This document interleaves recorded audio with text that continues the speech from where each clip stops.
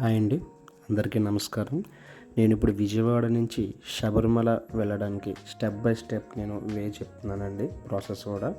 So విజయవాడలో రాత్రి 10 గంటలకి కేరళ ఎక్స్ప్రెస్ స్టార్ట్ అవుతుందండి.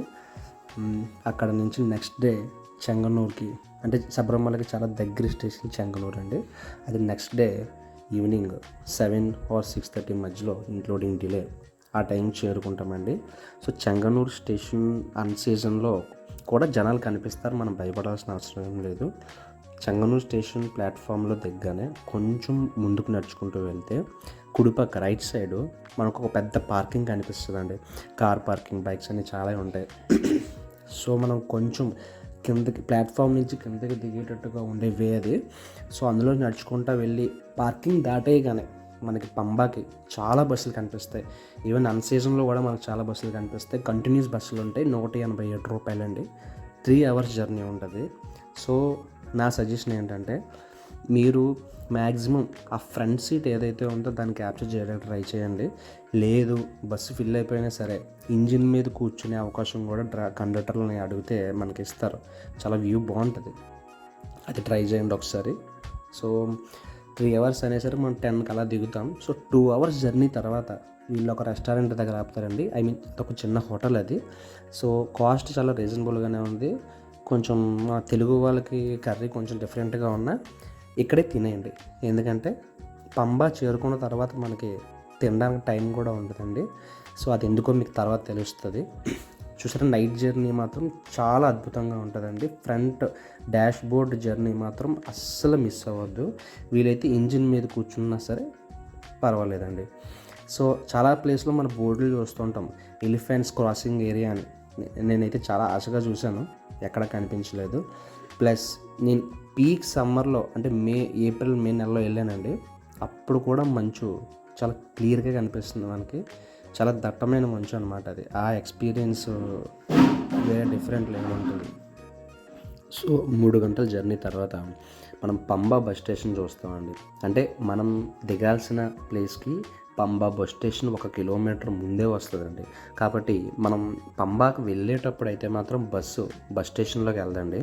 బస్ స్టేషన్ క్రాస్ చేసుకొని పంబా రివర్ దగ్గరికి వెళ్ళిపోద్దండి. సో ఎక్కడైతే మనం సినిమాలో చూస్తుంటాం కదా, బ్రిడ్జ్, అక్కడ స్నానం చేసే మెట్లు ఉంటాయి కదా, సో ఆ ప్లేస్. సో బస్ స్టేషన్ నుంచి 1 kilometer దాదాపుగా ముందుకు వెళ్ళగానే మనకి ఎంట్రన్స్ అయ్యప్ప స్వామి విగ్రహం కూడా కనిపిస్తుంది మనకి. సో ఇది అన్సీజన్ టైం అండి. అంటే గుడి ఓపెనింగ్ ఉన్న డేట్సే, కాకపోతే అన్సీజన్ అంటే మనకు స్వామి మాలలు వేస్తారు కదా, ఆ టైం కాదు.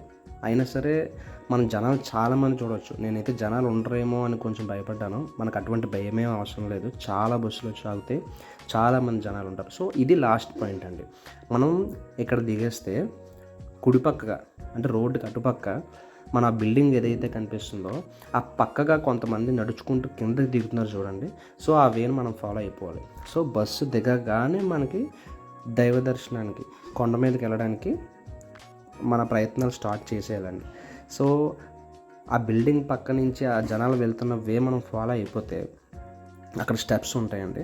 ఆ స్టెప్స్ దిక్కుంటూ మనం కిందకి వెళ్ళిపోతే మనకు పంబా రివర్ కనిపిస్తుందండి. సో అదే మనం ఏవైతే మూవీస్లో ఎక్కువ చూస్తుంటామో పంబా రివర్ అనమాట. సో మనం ఆ బ్రిడ్జ్ నుంచి గట్టుకు అవతల పక్క మనం వెళ్తాం అనమాట. సో ఆ గట్టు దగ్గరే మనకు అన్ని లాకర్ రూమ్స్ అవన్నీ అవైలబుల్ ఉంటాయి, టాయిలెట్స్, ఎవ్రీథింగ్ ఈజ్ అవైలబుల్. మనం అనుకుంటాం నైట్ స్టే చేసి మార్నింగ్ వెళ్తామేమో అలాగని. నైట్ స్టే లేదా పడుకోవడానికి మాత్రం అస్సలు మనకు టైం దొరకదండి. ఎందుకు అంటే అది మీకు ముందు చెప్తాను. So after crossing the bridge అనమాట, మనం ఇక్కడే స్నానాలు చేసేయాలండి. ఫ్రెష్ అప్ అవ్వాల్సింది కూడా ఇక్కడే. సో నేను చేసిన మిస్టేక్ ఏంటంటే, నేను సింగిల్ బ్యాగే తీసుకెళ్ళాను. సింగిల్ బ్యాగే కదా, మహా అయితే 4 kilometers నడాలి కొండపైన అని అన్నారు. అనుకున్నాను నడిచేయచ్చేమో అనుకున్నా. నేను చేసిన పెద్ద మిస్టేక్ అదేనండి. చేతిలో ఎటువంటి లగేజ్ కూడా మీరు పెట్టుకోవద్దు. ఆ బిల్డింగ్ ఏదైతే కనిపిస్తుందో అక్కడ క్లాక్ రూమ్స్ అనేవి మనకి అవైలబుల్ ఉన్నాయి. సో క్లాక్ రూమ్లో ప్రతి లగేజు అందులోనే వదిలేయండి. మీకు కావాలంటే ఫోన్ తీసుకెళ్ళొచ్చు. ఫోన్ అనేది టెంపుల్కి అలౌడ్ అండి. ఈవెన్ బ్యాగ్ ఒకవేళ మీరు పట్టుకెళ్ళాలన్నా సరే బ్యాగ్ తగిలించుకొని గర్భగుడి దర్శనం వరకు వెళ్ళిపోవచ్చు. ఫోన్ పట్టుకొని కూడా వెళ్ళిపోవచ్చు, ప్రాబ్లం లేదు. కానీ కొండ మీదకి నడిచే 4 కిలోమీటర్లు మాత్రం దృష్టిలో పెట్టుకోండి. చాలా అంటే చాలా కష్టం. నేను అనుకున్నాను చాలా ఈజీ ఏమో అని, కానీ చాలా కష్టం. సో మనం అక్కడే ఫ్రెష్ అప్ అయిపోగానే ఆ బిల్డింగ్ పక్కనే మనకి పెద్ద షెడ్ కనిపిస్తుందండి. సో ఈ షెడ్ నుంచి మనం జర్నీ స్టార్ట్ చేసేయాలి. ఎందుకంటే మనం 11 లేదా 12కి ఫ్రెష్ అప్ అయిపోయాము అనుకోండి, మనం కొండ ఎక్కేసరికి మినిమం 2 hours పడుతుందండి. చాలా స్లోగా వెళ్ళాలి. సో కాబట్టి మనం అర్జెంటుగా స్టార్ట్ అయిపోవాలి. అక్కడ కొన్ని మెట్లు మనం ఎక్కిన తర్వాత కొబ్బరికాయలు కొట్టే ప్లేస్ ఉంటుందండి. ఇసిరి కొడతారు రాయికి కొబ్బరికాయలు, ఒక చిన్న రూమ్లో ఉంటుంది. దాని పక్కనే ఈ కౌంటర్ కనిపిస్తుంది మనకి, ఎంట్రీ పాస్ తీసుకునే కౌంటర్. సో ఆధార్ కార్డు మాత్రం మనం తప్పకుండా ఇక్కడ క్యారీ చేయాలి. సో ఆధార్ కార్డు ఇచ్చి ఎంట్రీ పాస్ తీసుకోగానే మనకి దీని డబ్బులు మాత్రం ఇవ్వాల్సిన అవసరం లేదు. ఈ వేలో ఆ ఎస్బీఐ బోర్డు ద్వారా మనం వేలో వెళ్ళిపోతే అక్కడ పోలీసులు కనిపిస్తున్నారు కదా మనకి, ఆ గ్రిల్ నుంచి మన జర్నీ స్టార్ట్ అవుతుందండి. సో ఫస్ట్లో నేను చేసిన మిస్టేక్ ఏంటంటే ఎక్కేద్దాం కదా అని చెప్పి కొంచెం స్పీడ్గా ఎక్కాను. ఆ మిస్టేక్ ఎప్పుడూ చేయకండి. మనం స్టెప్ బై స్టెప్ అడుగులో అడుగు వేసుకుంటూ నడవాలి అంటాం కదా, సో అదే ఇక్కడ ఫాలో అయిపోండి. అలసిపోకుండా ఉంటాం, పూర్తి చేయగలం. సగం జర్నీ అయిన తర్వాత మినరల్ వాటర్ కాదు, అది మినరల్స్ కలిపిన ఒక వాటర్ ఇస్తారండి మనకి, మెడికేటెడ్ వాటర్ అంటాం. అది తప్పకుండా తీసుకోండి. కొంచెం పింకిష్ కలర్లో ఉంటుంది, కొంచెం ఎనర్జీ వచ్చిన ఫీల్ కూడా మనకి వస్తుంది. సో నడవలేని ముసలి వాళ్ళకి ఏంటంటే ఈ దాన్ని డోలీ అంటామండి. అది మన కింద పంబాలోనే మనకి అవైలబుల్ ఉంటుంది. దాని కాస్ట్ ఒకవైపే 4,000 ఉంటుందండి యావరేజ్. 2 వైపులు అయితే మాత్రం మనకి డబుల్ కాస్ట్ మాత్రం అవుతుంది. సో మెట్లు ఎక్కడం పూర్తి చేయగానే మనం వచ్చే ఫస్ట్ ప్లేస్ ఇక్కడికేనండి. ఫస్ట్ మెట్లు పూర్తి అవగానే మనకి ప్లేస్ కనిపిస్తుంది. ఇక్కడి నుంచి మనం ఎడమ పక్కగా కొంచెం నడుచుకుంటూ ఆ హోటల్ పక్క నుంచి మనం ఆ షెడ్ ద్వారా నడుచుకుంటూ వెళ్ళిపోవాలండి. సో ఇది అన్సీజన్ టైంలో కనిపించే జనాలండి. చాలామంది అక్కడ రెస్ట్ తీసుకున్నారు, పడుకున్నారు. మేబీ మనకన్నా ముందు వచ్చిన వాళ్ళు అయి ఉండొచ్చు. సో అక్కడి నుంచి చాలా దూరం నడిచిన తర్వాత ఆ వైట్ కలర్ బోర్డు కనిపిస్తుంది కదా మీకు, సో అది మెయిన్ షెడ్ అండి. సో కరెక్ట్గా ఈ బోర్డుకి మధ్యలో విరుముళ్ళు ఉన్నవారి దర్శనం లైన్ ఉంటుందండి. ఈ బోర్డు ఉన్న షెడ్కి ఎండింగ్కి వెళ్ళిపోవాలండి సివిల్ దర్శనం వాళ్ళు, అంటే మాల వేయకుండా దర్శనం చేద్దాం అనుకున్న వాళ్ళు, దాన్ని సివిల్ దర్శనం అంటాం. సో ఆ పెద్ద షెడ్ ఏదైతే ఉందో దాని చివరి వరకు మనం నడుచుకుంటూ వెళ్ళిపోవాలండి. సో సివిల్ దర్శనం వల్ల కొంచెం లైను తక్కువగా ఉంటుందండి. సో ఇక టైం ఉంది అనిపిస్తే మనం మొబైల్ మాత్రం తప్పకుండా ఇక్కడ ఛార్జింగ్ పెట్టుకోండి. చాలా ఛార్జింగ్ పాయింట్స్ మనకి అవైలబుల్ ఉంటాయి. తర్వాత ఇప్పుడు ఏదైతే మీకు ఆ అగ్నిగుండంలాగా హారతిలా కనిపిస్తుంది కదా చూపించానో, అక్కడ విరుములు ఉన్నవాళ్ళు స్వామిల యొక్క తాలూకా దర్శనం లైన్ అండి అది. సో ఈ ప్లేస్ ఏదైతే మీకు కనిపిస్తుందో ఆ పోలీసులు మెట్లు ఉన్న ప్లేస్ ఆ పెద్ద షెడ్కి సెంటర్లో ఉంటుందండి కరెక్ట్గా. సో ఇక్కడి నుంచి స్వామిల తాలూకాది లైన్ మొదలవుతుంది. ఇక్కడి నుంచి ఇంకా కుడిపక్కగా మనం చివరి వరకు వెళ్తే మాత్రం సివిల్ దర్శనం లైన్ స్టార్ట్ అవుతుందండి. మనం ఇక్కడి నుంచి చూడొచ్చు, ఇంకా దర్శనం స్టార్ట్ చేయకముందు ఆ 18 మెట్లు మనకి ఇక్కడి నుంచి క్లియర్గా కనిపిస్తాయండి. అందుకే జూమ్ చేసి చూపించాను. సివిల్ దర్శనం ఉన్న వాళ్ళు ఈ మెట్లు ఎక్కే అవకాశం ఉండదండి. ఓన్లీ స్వామి వాళ్ళు మాల వేసుకున్న వాళ్ళు మాత్రమే ఈ మెట్లు ఎక్కగలరు అనమాట. సో ఇక్కడి నుంచి మనం కాసేపు కూర్చొని ఆ మెట్లు చూసుకోవచ్చు. తర్వాత ఇక్కడి నుంచి కుడిపక్కగా మనం షెడ్ చివరి వరకు వెళ్తే అదిగోండి అయ్యప్ప స్వామి తాలూకా బొమ్మలు కనిపిస్తున్నాయి మనకి, ఆ పెయింటింగ్స్ కనిపిస్తాయండి. సో అదే ఎండింగ్ అనమాట. ఆ పెయింటింగ్స్కి కుడిపక్క నుంచి వెళ్తే మీదకి మనకి బిల్డింగ్స్ కనిపిస్తాయి అన్నమాట. ఇది ఆ షెడ్ పైపాటు అనమాట ఇదంతా. సో ఇక్కడి నుంచి మనం స్ట్రైట్గా నడుచుకుంటూ వెళ్ళిపోవాలండి. ఇటుపక్క మాత్రం ఈ గుడి పక్కగా వెళ్ళకూడదండి. స్ట్రైట్గా నడుచుకుంటూ వెళ్తే ఇక్కడ బోర్డు కనిపిస్తుంది మనకి, సివిల్ దర్శన్ అలాగని బోర్డు కనిపిస్తుంది.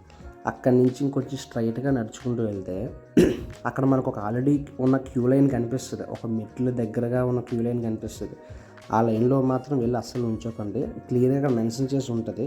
అది ఎందుకు అంటే నెయ్యి అభిషేకం చేసుకునే వాళ్ళు క్యారేజీల్లో లేదా చిన్న చిన్న బాక్స్లో నెయ్యి పట్టుకొని నించుంటారండి. నేను అక్కడ దాదాపుగా గంట సేపు అదే లైన్ ఏమో అనుకొని నించుండిపోయాను. టైం వేస్ట్ అయింది. సో అది కాదు అని తెలియగానే అక్కడి నుంచి ఇంకొంచెం ముందుకు నడుచుకుంటూ వెళ్ళాలండి. అప్పుడు మనకి సివిల్ దర్శనం, ఓన్లీ దర్శనంకి వెళ్ళే వాళ్ళ లైన్ మనకు కనిపిస్తుంది. అప్పటికే చాలామంది లైన్ కట్టేయడం వల్ల చాలా టైం పట్టింది నాకు. చూడండి లైన్ ఇంకొక షెడ్, పెద్ద షెడ్ ఉంటుంది కాబట్టి మనం అందులో లైన్లో నుంచి వెయిట్ చేయాలి. సో ఇది వెళ్ళేసరికి నాకు అప్రాక్సిమేట్ 3:30 మార్నింగ్ 3:30 AM అండి ఆ టైం అది. సో అప్పటి నుంచి జనాలు వెయిట్ చేస్తున్నారు. మన ప్యారలల్గానే అభిషేకం వెళ్ళే వాళ్ళ లైన్ కూడా స్టార్ట్ అవుతుంది. అక్కడి నుంచి 6కి స్టార్ట్ అయిందండి మా లైన్ మూవ్ అవ్వడం. సో మార్నింగ్ అయిన తర్వాత ఉండే వ్యూ అది చాలా పీస్ఫుల్గా ఉంటుందండి. వ్యూ మనకి అది మార్నింగ్ టైంలో శబరిమల వ్యూ అనేది చాలా స్లోగా మూవ్ అవుతుందండి లైన్. మనకు అప్రాక్సిమేట్గా 8:30 అయిందండి నాకైతే. 5:30 to 8:30 ఆల్మోస్ట్ 3 hours పట్టింది జర్నీకి. సో ఈ త్రూ అవుట్ ద జర్నీ మనం మొబైల్ అయితే మాత్రం క్యారీ చేయొచ్చు. మనకు మొబైల్ అయితే ఎవ్వరూ ఆపరు. కాకపోతే గర్భగుడి ఈ దేవుడి దగ్గరికి వెళ్ళేటప్పుడు ఈ ప్లేస్ వరకు కూడా మనం మొబైల్ తీసుకోవచ్చు. కానీ దర్శనం దగ్గరికి వెళ్ళేటప్పుడు మాత్రం మొబైల్తో ఫొటోస్ తీయకండి. ఆ పోలీసులు మాత్రం మొబైల్ తీసేసుకుంటారు. అది చాలా ఇబ్బందికరం అది.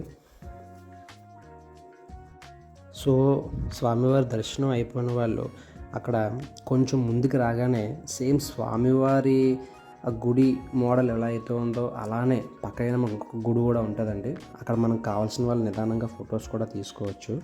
సో దర్శనం అయిపోయాగానే మనం ఆబ్వియస్గా చూడాల్సిన ప్రసాదం తీసుకోవడం కోసం మనం చూస్తూ ఉంటాం అన్నమాట. సో మెయిన్ గుడి 18 మెట్లు ప్లస్ ధ్వజస్తంభం మనకు ఎక్కడైతే కనిపిస్తుందో ఆ పక్కన మనకు ఒక అగ్నిగుండం లాంటిది కనిపిస్తూ ఉంటుందండి. అంటే మనం ఆ పొగ కనిపిస్తుంది కదా మీకు. సో ఆ పొగ ఎక్కడ ఉందో కొంచెం మీరు ఐడెంటిఫై చేసుకోండి. ఆ పొగ దగ్గరికి వెళ్ళిపోతే అక్కడ అరవణం అప్పనం అని మనకి ఆ కౌంటర్ కనిపిస్తుందండి. ఆ గుడి పక్కగానే, ఆ అగ్నిగుండం పక్కగానే ఒక అండర్ గ్రౌండ్ కనిపిస్తుంది మనకి. ఒక బోర్డు కూడా మనకి ఆ ప్రసాదం కౌంటర్ బోర్డు కనిపిస్తుంది. ఇక్కడ చూడొచ్చు, అది మన గుడి పక్కనే మనకు కనిపిస్తుంది అన్నమాట. ఇక్కడ అండర్ గ్రౌండ్ ఉంటుందండి మనకి. అండర్ గ్రౌండ్ అది ఎందుకు అంటే గుడి ఇటుపక్క ఉన్న వాళ్ళు కాస్త గుడి అటుపక్క వెళ్తాం అంతేనండి. అక్కడ పెద్ద ప్రసాదం కౌంటర్ అయితే ఉంటుంది మనకి. సో అక్కడ కార్డు, క్యాష్ రెండు కూడా యాక్సెప్టెడేనండి. సో ఇక్కడ మనం ప్రసాదాలు తీసుకోగానే నేనైతే మాత్రం వెంటనే స్టార్ట్ అయిపోయానండి.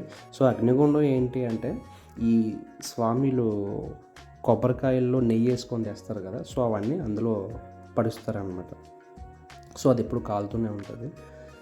సో దీంతో దర్శనం పూర్తి అయిపోయిందండి. నేనైతే ఇమీడియట్గా రిటర్న్ పంబాకి స్టార్ట్ అయిపోయాను. ఇక్కడ ఇంకో విషయం తెలుసుకోవాల్సింది ఏంటంటే మనం ఎక్కడైతే వాకింగ్ స్టార్ట్ చేసామో పంబ మనల్ని ఎక్కడైతే బస్సు దింపిందో బస్సులు అక్కడైతే మాత్రం అవైలబుల్ ఉండవు. సో మన నది దాటి రోడ్లోకి వెళ్ళిన దగ్గర నుంచి మనం ఏదైతే బస్ స్టాండ్ చూసామో అక్కడికి కిలోమీటర్ నడుచుకుంటూ వెళ్ళాలి. అది మాత్రం గుర్తుంచుకోండి. దానికి ప్రిపేర్ అయ్యి మీరు స్టార్ట్ అవ్వండి. Thanks for watching.